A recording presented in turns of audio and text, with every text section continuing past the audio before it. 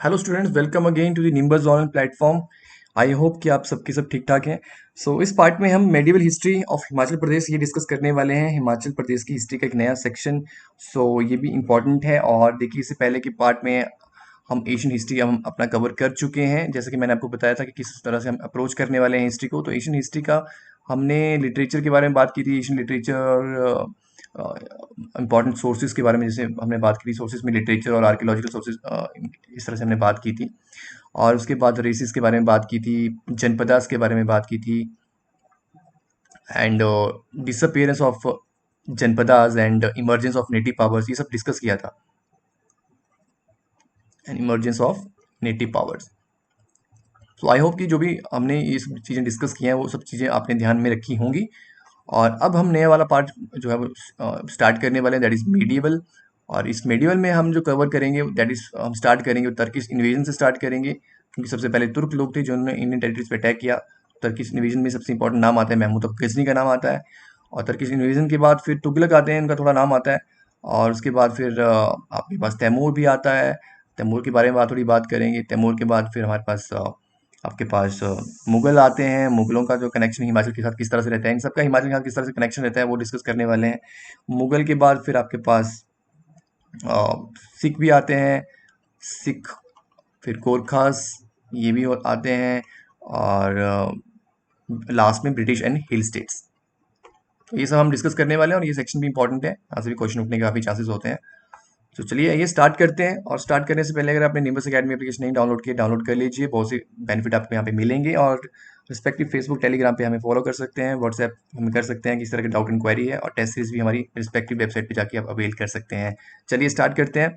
और स्टार्ट करने से पहले ये पिक्चर आप देख लीजिए। ये पिक्चर, ये भारतवर्ष की पिक्चर है जो है 976 सी में। इस तरह से हमारा भारत दिखता है। ये का आपको आइडिया लग जाएगा कि किस तरह से कौन से किंगडम जो थे कहाँ पे एक्टिव थे। और अभी हम आगे जो बात करने वाले हैं, देखिए चौहान किंगडम, यहाँ पे चौहान किंगडम था। और जो मेन सेंट्रल यहाँ पे आप कह सकते हैं दिल्ली वाला जो पार्ट में मेन अथॉरिटी चौहान किंगडम की थी। और यहाँ पे इंडो शाही किंगडम था। इंडो शाही किंगडम ये भी एक हिंदू किंगडम था। तो 976 सी के समय पे इस तरह से जो है ये दो किंगडम जो थे नॉर्दर्न वाले पार्ट में एक्टिव थे। यहाँ पे वेस्टर्न साइड सिंध और सोलंकी डायनेस्टी आप देख सकते हैं, ये भी थे एक्टिव थे। और कुछ इंपॉर्टेंट जैसे कि ईस्टर्न साइड पाला एम्पायर, साउथर्न में वेस्टर्न चालुक्य चोला एम्पायर। तो इस तरह के किंगडम जो थे, ये जो थे वो प्रोमिनेंट थे इस पीरियड ऑफ टाइम पे। अब देखिए इनकी इंडो शाही किंगडम की हिमालयन रूलर के साथ कन्फेडरेशन होती है, चाहे इसमें त्रिगर्ता भी आ जाता है, चाहे उसमें और भी कुछ एरिया किंगडम आ जाते हैं। चौहान किंगडम के साथ भी अच्छी यूनिटी थी। तब करके यहाँ पे कोई किसी तरह का फर्दर इन्वेजन नहीं होती है। अब इस 976 सी से पहले भी यहाँ पे क्या होता है कि आपके पास खलीफा जो था वो पावरफुल होता है। तो उसमें पे जो है उसके बाद फिर तुर्क जो होते हैं वो इसके डिफेंडर होते हैं। खलीफा के ही डिफेंडर होते हैं। खलीफा की मेन पावर होती है सऊदी अरेबिया में, जो सऊदी अरेबिया वाले एरिया को रूल करती है, तो पैगंबर मोहम्मद के बाद। तो उसके बाद फिर तुर्क जो है वो इसकी एक्चुअली प्रोटेक्शन में अपनी सर्विसेज देते थे खलीफा की प्रोटेक्शन में। जब खलीफा थोड़ा सा कमजोर पड़ने लगा तब तुर्कों ने अपने आप को एक्सपेंड करना स्टार्ट कर दिया। इन्होंने अपने आप को इंडिपेंडेंट डिक्लेयर कर दिया। एंड देन इन्होंने अपनी फर्दर जो है वो अपनी एक्सपेंशन करना स्टार्ट किया और इंडियन टेरिटरीज में इन्वेड किया, जिसमें से महमूद ऑफ गजनी का नाम आता है, जो इंडियन टेरिटरी में जिसने अटैक किया।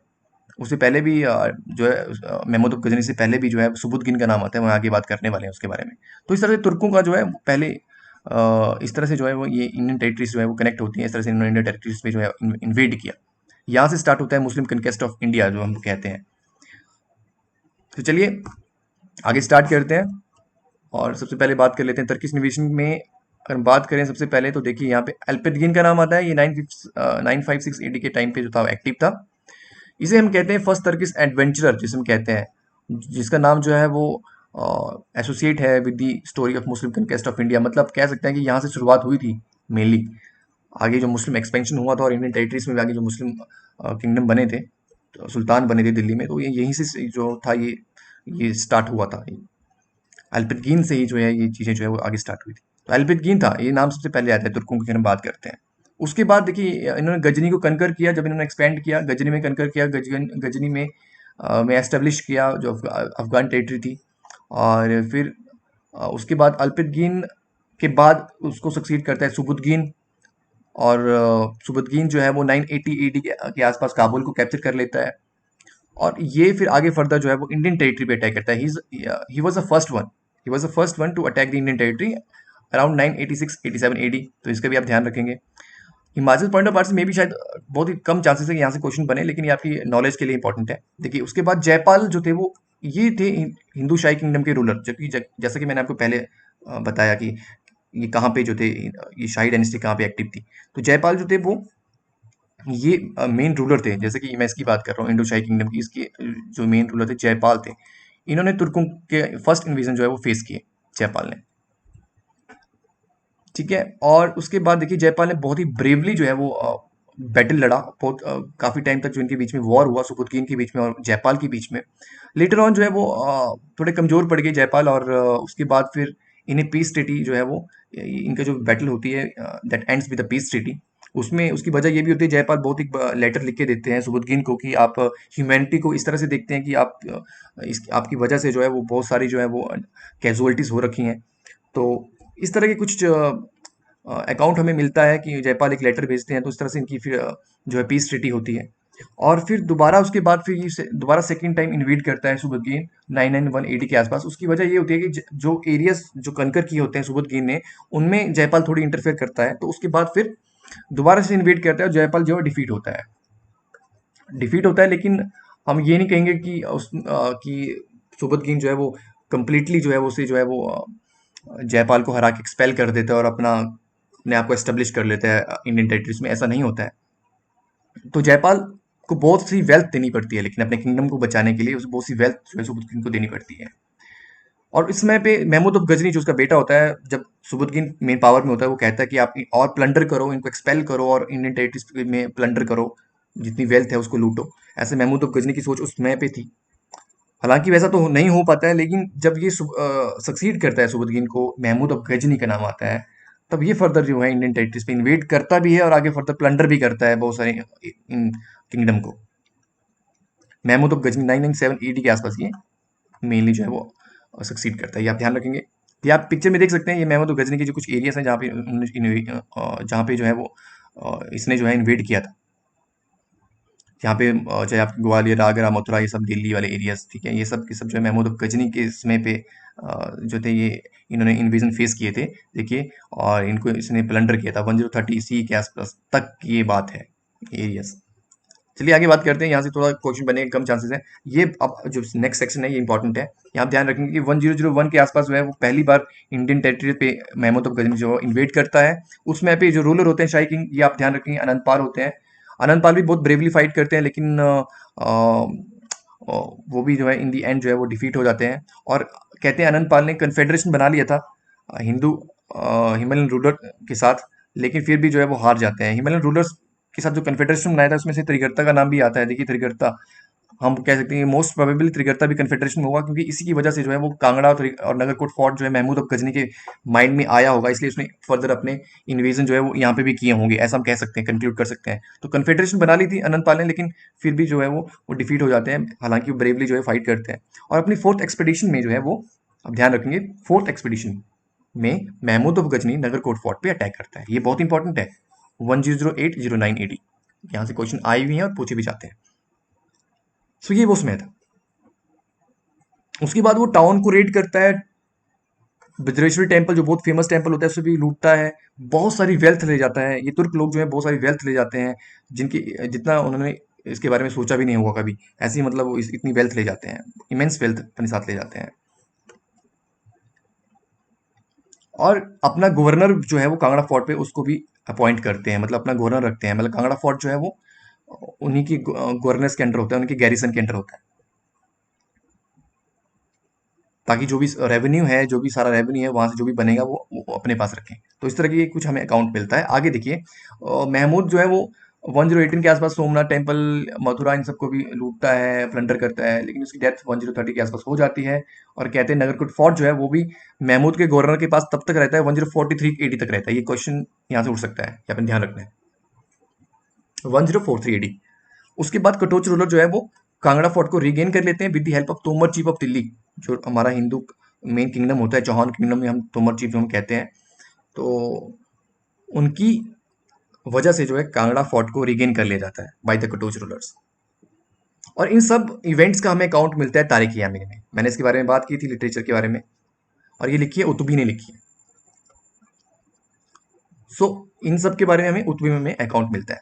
और एक और हमें रेफरेंस मिलता है कि देख अब्दुल रशीद नाम के एक बेटे थे महमूद के, उसने दोबारा से जो है इन्वेट किया था कांगड़ा फोर्ट पे 105152 एडी के आसपास, और उसके बाद जो है फिर लेटर ऑन 1060 एडी के आसपास दोबारा से कटोच रूलर जो है वो कांगड़ा फोर्ट को रिगेन कर लेते हैं। ये एक आखिरी वक्त होता है जब ये तुर्क जो है वो ये लोग इन्वेट करते हैं इंडियन टेरिटरीज पे। उसके बाद लगभग 100 सालों तक जो है किसी तरह की फर्दर इन्वेजन नहीं होते हैं तुर्कों के इंडियन टेरिटरी, 100 ईयर्स तक।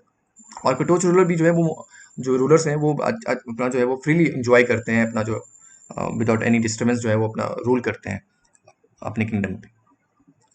तो इस तरह की इंपॉर्टेंट इवेंट है, इनका अपने ध्यान रखना है। आगे चलते हैं। देखिए उसके बाद मैंने जैसे कि आपको बताया कि 1060 से 170 एडी तक तो किस तरह की कोई डिस्टर्बेंस नहीं होती है इंडियन टेरिटरीज पे। लेकिन उसके बाद जो है वो मोहम्मद गौरी का नाम आपने सुना होगा, मोहम्मद गौरी, मोहम्मद ऑफ गौरी। गौरी जो है वो फर्दर इंडियन टेरिटरीज पे इन्वेट करता है, और उसकी जो मेन टक्कर होती है वो होती है पृथ्वीराज चौहान के साथ। तो देखिए इससे पहले क्यों अटैक नहीं होते, इसलिए नहीं अटैक होते क्योंकि जो इनकी कन्फेडरेशन होती है, जो हिमालयन रूलर्स की और जो भी दिल्ली के रूलर्स की, राजपूत की, इनकी अपनी यूनिटी बहुत अच्छी से होती है, इसलिए वो नहीं कर पाते, कोई फॉरेन वो पावर जो है वो नहीं हिम्मत कर पाती इंडियन टेरिटरीज पे अटैक करने की। लेकिन जब धीरे धीरे करके जब यूनिटी में जब आपको पता है कि इनके अलग अलग गुप्तचर होते हैं, जो भी पावर्स होती हैं, चाहे वो अफगान की पावर थी, तो गुप्तचर तो कहीं ना कहीं होते हैं। जब इनको पता लगता है कि यूनिटी नहीं है कि आप आपस में, तब जो है वो मेन अथॉरिटीज होती हैं वो इन्वेट करती हैं। तो इस तरह से मोहम्मद बुखारी को जब लगा कि मुझे इन्वेट करना चाहिए, तो उसने इन्वेट किया। लेकिन पृथ्वीराज चौहान जो थे वो उन्होंने बहुत ब्रेवली फाइट किया और मोहम्मद गौरी को अपनी पहली बैटल में हराया।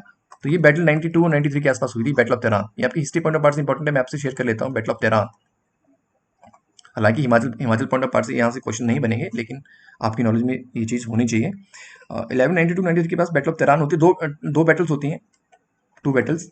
मेनली फर्स्ट बैटल में जो है पृथ्वीराज चौहान जीतते हैं, और उनकी गलती होती है कि वो उन्हें छोड़ देते हैं मोहम्मद गौरी को। और सेकंड बैटल में जो है मोहम्मद गौरी दोबारा से इन्वेट करता है, और इसमें जो है पृथ्वीराज चौहान को अपने साथी लोग जो होते हैं उनका साथ नहीं मिलता है, तो वो हार जाते हैं, डिफीट हो जाते हैं।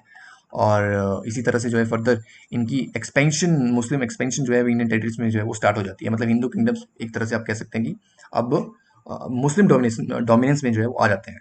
और इसी तरह से स्लेव डायनेस्टी स्टार्ट होती है मोहम्मद गौरी के बाद। कुतुबुद्दीन ऐबक जो है वो स्लेव होते हैं मोहम्मद गौरी के, तो ये फिर आगे दिल्ली के सुल्तान बनते हैं, और ये यहाँ पे आगे फर्दर रूल करते हैं। और इनके बाद खिलजी डायनेस्टी आती है, वो रूल करते हैं। लेकिन ये हिमाचल के कुछ इन जो किंगडम होते हैं इनके ऊपर कुछ ज़्यादा ध्यान नहीं देते हैं, तो इनका कोई अकाउंट हमें नहीं मिलता है। तो ये आप यहाँ पे पिक्चर में देख भी सकते हैं। बाकी ये रेस्ट ऑफ ये जो पार्ट है, ये इनकी एक्सपेंशन थी स्लेव डायनेस्टी की। और यहाँ पे इल्तुतमिश का ये भी समय आता है, इनके समय पे भी इस तरह की एक्सपेंशन थी। तो हिमालयन जो हमारे जो हिमाचल की जो रीजन है, इनका कहीं जिक्र नहीं होता है। सो इन सब बातों का आप ध्यान रखेंगे। और हम अभी यहीं तक जो है वो डिस्कस करने वाले हैं, यहीं तक हम डिस्कस करेंगे। बाकी रेस्ट ऑफ पार्ट तुगलक आते हैं, तुगलकों का किस तरह से कनेक्शन रहता है और मुगलों का किस तरह से रहता है, वो हम नेक्स्ट पार्ट में डिस्कस करने वाले हैं।